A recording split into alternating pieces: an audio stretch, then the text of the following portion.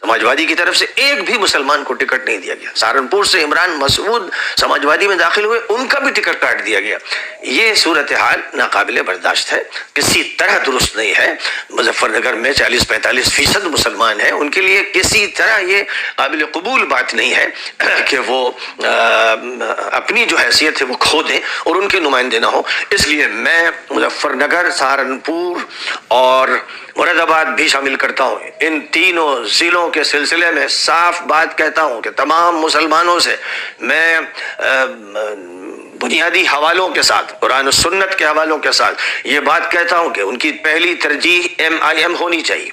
वो लोग ये तय करें कि जहाँ जहाँ से मुसलमानों को खड़ा करना चाहिए था, या उनका हक था, उनकी क़यादत का हक था, उनकी तादाद का हक था, उनके मसाइल का हक था, वहाँ से अगर समाजवादी पार्टी ने नहीं खड़ा किया है, मायावती ने अगर खड़ा किया है, तो इस वक्त उनका शुमार नहीं है। और मैं बयान कर चुका हूं कि उनकी सियासत में दोगलापन रहा है और वो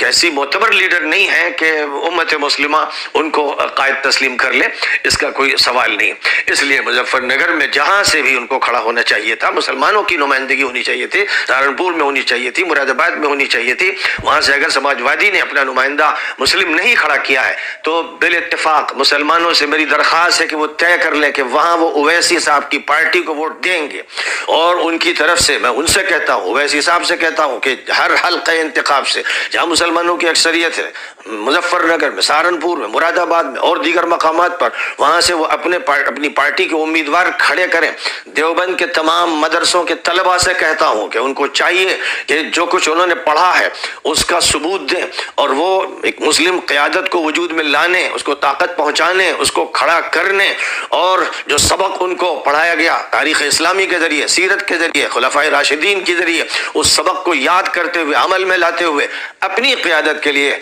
पूरी